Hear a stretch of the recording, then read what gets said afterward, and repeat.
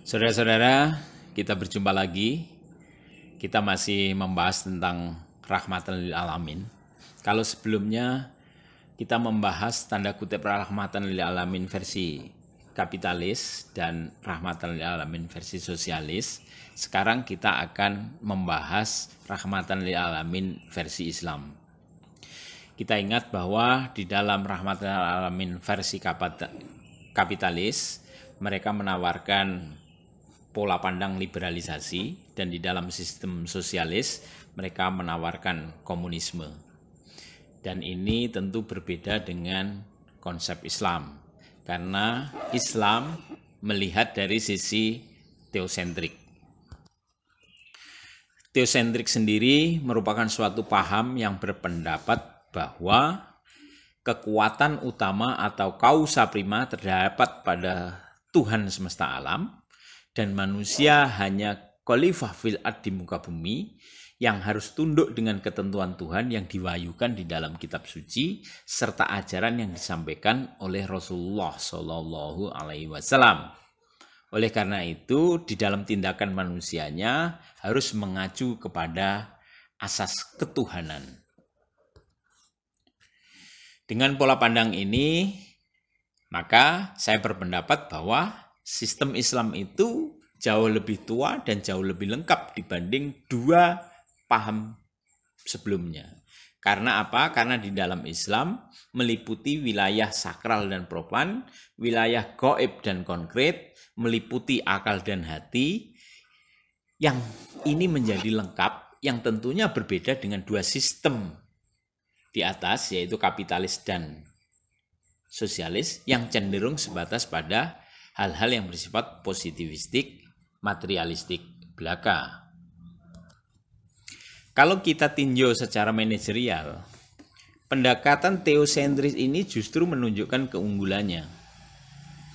Karena dengan adanya teosentris ini, pola pandangnya akan terlihat bahwa terjadi kesatuan visi individual yang menyatakan bahwa kesejahteraan atau kebahagiaan abadi adalah terletak pada kesucian jiwa yang nilai puncaknya atau ultimate value-nya itu nanti akan didapat ketika berada di akhirat. Nah, untuk mencapai ini terdapat 4 rumusan yang perlu diperhatikan, yaitu yang pertama, Islam berpihak pada etika yang bersifat universal dan fitri. Yang kedua, moralitas Islam didasarkan pada keadilan. Yang ketiga, tindakan etis dipercaya pada puncaknya menghasilkan kebahagiaan bagi pelakunya. Dan yang keempat adalah tindakan etis itu bersifat rasional. Nah, pencapaiannya ini didasarkan pada ketakwaan, perilaku baik di dunia, serta keikhlasan dan keloyalan dalam menjalankan perintah Allah Subhanahu wa taala tadi. Saya garis bawahi bahwa di dalam Islam perilakunya semuanya berorientasi dalam menjalankan perintah Allah Subhanahu wa taala. Sehingga nilai akhirat itu tinggi. Orientasi akhirat itu tinggi. Ya. Bahkan lebih ditinggikan dibanding dengan nilai-nilai duniawi. Nah, ini sangat berbeda dan tidak seperti yang terjadi pada pemikiran kapitalis yang cenderung menilai kebahagiaan dari perspektif material belaka sehingga cenderung hedonistik. Nilai akhirat bahkan diposisikan jauh lebih rendah dibanding nilai duniawi. Sementara untuk aliran komunis menekankan kebersamaan, tetapi dalam pemikiran itu mereduksi nilai hakiki dari kemanusiaan. Inilah cara pandang yang berbeda antara kapitalis, sosialis, dan Islam. Guna mencapai rahmatan lil alamin, Islam memulainya dari kesadaran teoritis maupun praktis secara sekaligus. Antara epistemologi dan ontologi dilakukan secara bersamaan. pembahasan selalu bermula dari eksistensi Tuhan, alam semesta, makhluk lain, dan manusia itu sendiri, dan mengurainya dalam bentuk relasi-relasi untuk memahami mekanisme operasional hubungan antara sang kholik dengan makhluk, serta antara sesama makhluk. Pandangannya selalu komprehensif. Jadi relasi antara alam semesta dengan manusia itu sendiri, di mana manusia itu difitrahkan atau diposisikan sebagai khalifah fil ard. Jadi pandangan Islam itu sangat komprehensif.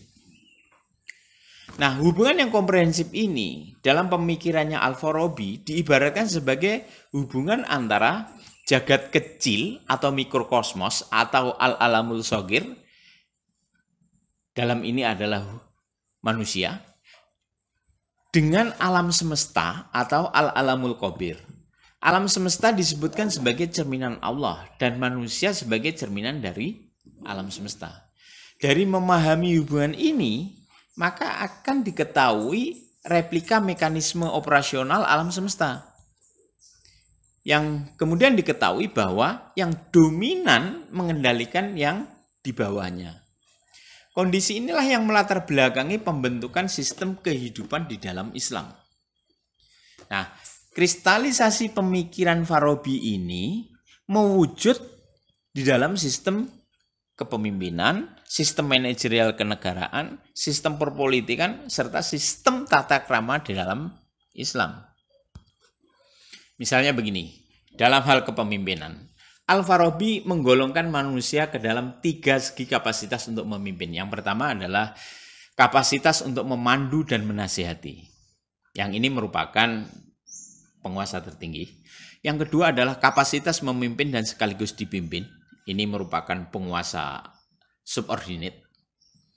Yang ketiga adalah manusia yang hanya mempunyai kapasitas untuk dipimpin. Pembedaan tipe orang dalam kepemimpinan ini menjadi dasar untuk memperoleh imam di dalam Islam. Dalam segala hal, termasuk dalam sholat, dalam rumah tangga, ataupun dalam negara. Nah, konsep kepemimpinan Farabi ini kan serupa dengan konsepnya Plato dalam negara ideal. Dari pemikiran Al-Farabi ini, kita tahu bahwa konsep kepemimpinan dalam Islam itu merupakan representasi dari keunggulan moralitas, ketakwaan, kepedulian sosial, responsibility yang terangkum sebagai perwujudan dari etika Islam. Konsep kepemimpinan inilah yang mencerminkan adanya kesadaran bahwa manusia sebagai individu itu bersifat teomorfik. Artinya adalah suatu sifat yang memiliki kebebasan berbuat dan kepedulian sosial. Itu arti dari teomorfik. Nah, 2 sifat ini harus ada dan senantiasa bersinergi untuk mewujudkan etika, mewujudkan spiritualitas, serta tindakan dalam muamalah apapun, baik itu berekonomi, berpolitik, dan sebagainya. Dan muara tujuannya adalah tercapainya kesejahteraan sosial. Nah, ini diperkuat oleh pemikirannya Syed Naqvi yang mengusulkan perlunya aksioma etik antara etik kesatuan, tauhid, dengan kesetaraan, equilibrium, dengan kebebasan berkehendak atau free will, dan etik tanggung jawab atau responsibility. Pandangan dari Al-Farabi dan Naqvi ini bisa dijadikan sebagai dasar untuk menjelaskan adanya perbedaan etika yang mendasari perilaku dengan sistem-sistem yang lain tadi itu, baik kapitalis maupun sosialis. Kita tahu bahwa dalam kapitalis itu lebih mengemukakan etika yang bersifat hedonistik dan utilitarianistik. Tetapi dalam Islam lebih mengarah kepada etika deontologis, yaitu etika kewajiban. Yang memandang bahwa di dalam etika deontologis ini memandang bahwa sumber bagi perbuatan etis adalah rasa kewajiban. Namun demikian, deontologisnya Al-Farabi dan Naqvi ini berbeda dengan deontologis yang dimunculkan oleh Kant atau deontologisnya Kantian. Dalam deontologisnya Kantian kan mengatakan bahwa perbuatan etis yang bersifat deontologis itu berada di balik nalar. Maksudnya, etika itu adalah urusan nalar praktis, bukan nalar murni. Kan mengakui bahwa pada dasarnya nilai-nilai moral itu telah tertanam pada diri manusia sebagai suatu kewajiban yang bersifat imperatif kategoris. Tetapi sumbernya tidak bersifat teoritis ataupun rasional. Alasannya, apabila manusia menggunakan nalarnya dalam merumuskan etika, ia dengan sendirinya tidak akan sampai pada etika yang sesungguhnya. Nah, ini berbeda dengan para pemikir Islam yang cenderung bahwa mereka cenderung percaya bahwa manusia mampu memperoleh pengetahuan tentang etika yang benar dari pemikiran rasional mereka. Nah, ini secara tersirat dalam apa yang dikatakan oleh Nabi Muhammad, yaitu perbuatan baik adalah yang membuat hatimu tentram, sedangkan perbuatan buruk adalah yang membuat hatimu gelisah. Artinya, semua manusia pada hakikatnya memiliki pengetahuan etika. Jadi, Islam dalam upaya mencapai rahmatan lil alamin menggunakan tindakan-tindakan etis rasional yang bersifat intelektual. Nah, ini sama dalam pandangannya Aristoteles yang dikenal dengan istilah eudaimonia.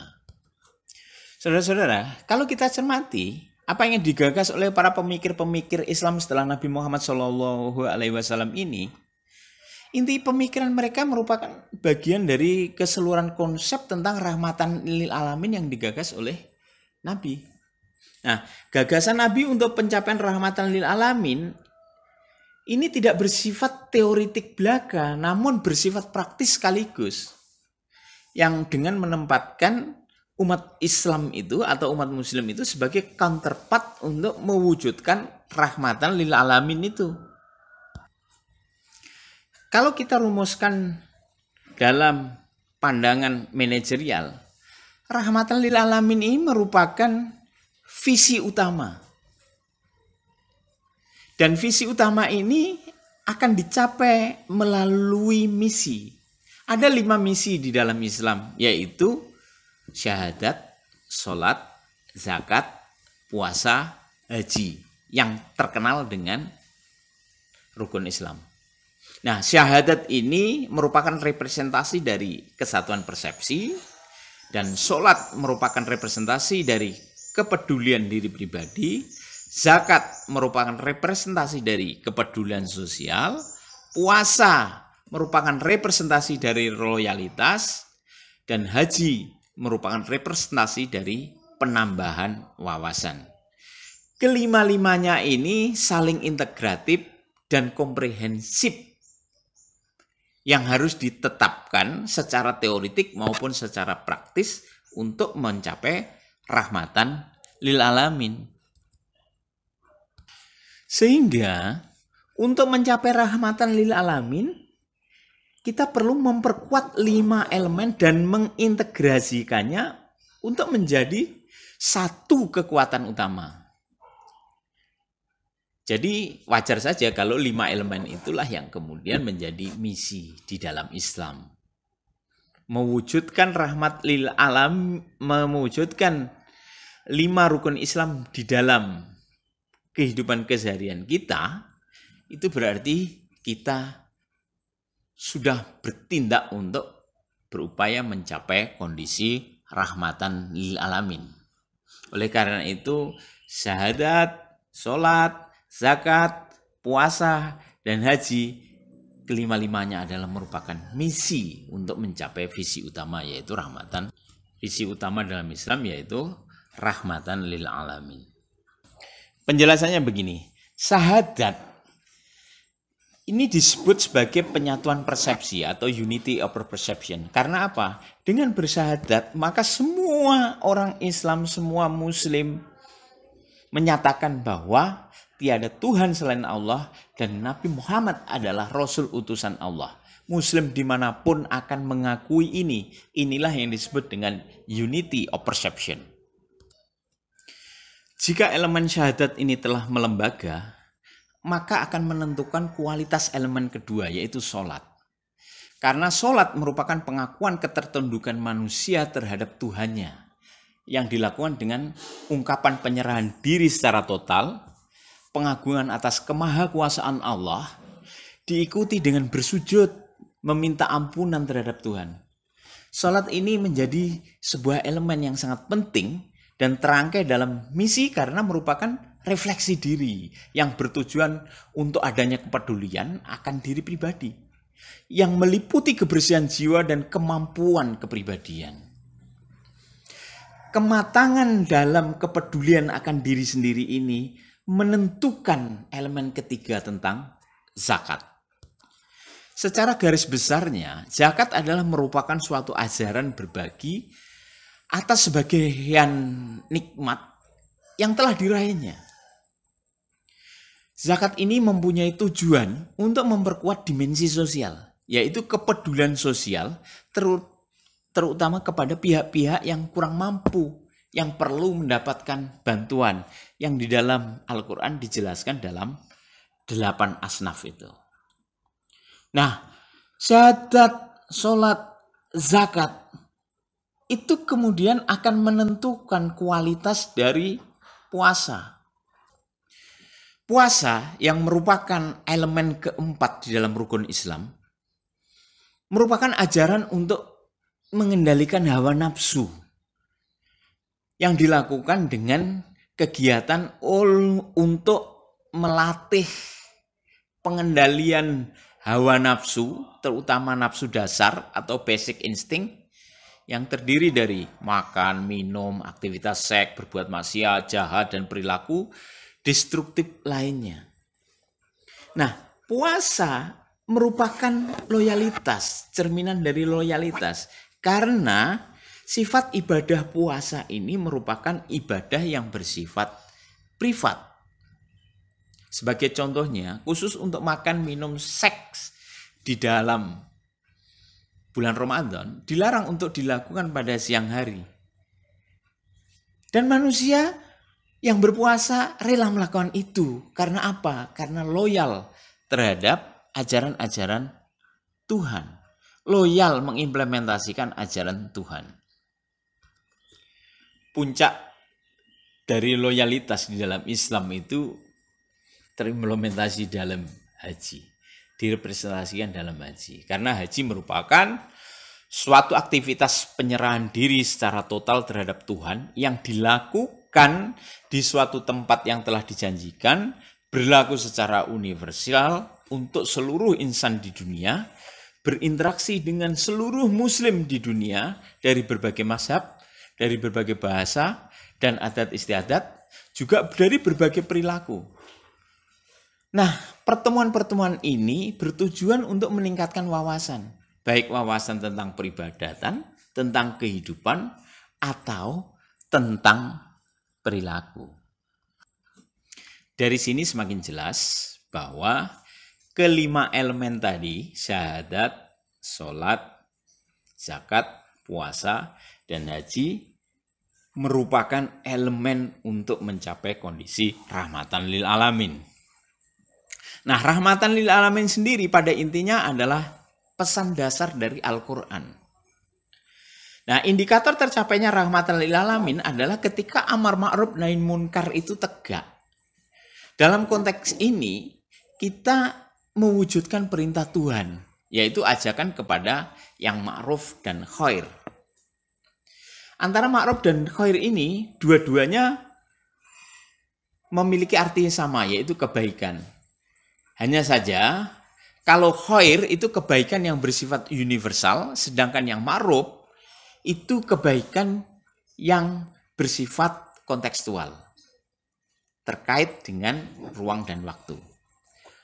Khair bersifat normatif universal, sedangkan ma'ruf bersifat operasional kondisional. Dalam konteks ini, Umat Islam seharusnya mengangkat ajaran Islam pada tataran yang high level generalization, ke arah yang al-khair. Artinya mengkonkretkan yang ma'ruf menjadi universal. Nah, caranya adalah yang pertama, perlu menghindari dualisme antara ritualisme formal dengan aktivisme sosial. Karena Islam mengajarkan moralitas sebagai basis struktur sosialnya. Artinya apa? Artinya Islam itu harus dipandang sebagai kemenyatuan. Ritual ibadah itu harusnya balance dengan muamalah. Kalau kita itu hidup orientasinya pribadi, harus juga berorientasi sosial. Karena apa? Karena bersifat kemenyatuan. Ibadah dan amal adalah kemenyatuan, individu dan sosial adalah kemenyatuan, dunia dan akhirat itu juga adalah kemenyatuan. Nah, yang kedua, kita perlu menerapkan teori istikhlaf. Teori istikhlaf ini menjelaskan bahwa Tuhanlah pemilik segala sesuatu dan manusia hanyalah pelayannya di muka bumi ini, yang harus membantu membebaskan kesadaran manusia dari kekuasaan materi, dari keinginan memiliki sesuatu daripada mengerjakan sesuatu. Tuhan adalah pemilik sah dan pewaris tunggal. Manusia hanya memiliki simpanan yang harus dikembalikan untuk tujuan-tujuan yang pantas dan layak. Manusia itu bukan pemilik, melainkan diberikan hak untuk menggunakan, menginvestasikan, mengambil keuntungan, melakukan simpanan yang ada atas segala sumber daya yang ada di dunia ini. Manusia tidak boleh menyalahgunakan, tidak boleh memonopoli ataupun mengeksploitasi. Kenapa? Kalau ini terjadi, maka sulit rahmatan lil alamin tercapai. Rahmatan lil alamin akan tercapai manakala manusia tidak melakukan monopoli, tidak melakukan eksploitasi, dan manusia melakukan dua cara tadi, yaitu menghindari dualisme antara ritualisme formal dan aktivisme sosial dan menerapkan teori istikhlaf. Dari situ maka rahmatan lil alamin akan tercapai. Kalau rahmatan lil alamin itu kita definisikan sebagai keluarga yang damai, sejahtera, aman, nyaman, tercukupi semua kebutuhannya, hubungan dengan semua anggota keluarga harmonis dengan masyarakat harmonis, di situ ada kebebasan dan ada keadilan, saling menghormati, kita menerapkan toleransi yang mapan, maka kondisi ini bisa kita ibaratkan sebagai bangunan rumah. Bangunan rumah di mana syahadat itu merupakan fondasinya, kemudian zakat, puasa, dan sholat itu kita jadikan tiangnya, dan atapnya adalah merupakan haji. Jadi konstruksi bangunan rumah itu kita ibaratkan demikian. Fondasinya syahadat, sholat, puasa, dan haji merupakan tiang-tiangnya, dan sholat, puasa, dan zakat itu merupakan tiang-tiangnya, dan haji merupakan atapnya. Itulah bangunan yang indah yang kita bisa representasikan sebagai rahmatan lil alamin.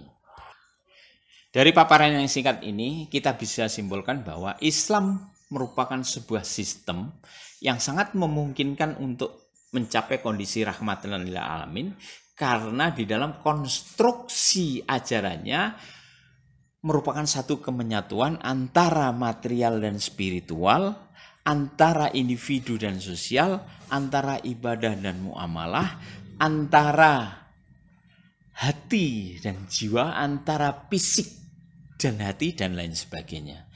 Jadi komprehensivitas inilah yang mampu secara teoretik maupun secara praktis mampu mewujudkan kondisi yang kita sebut dengan rahmatan lil alamin. Terima kasih. Assalamualaikum warahmatullahi wabarakatuh.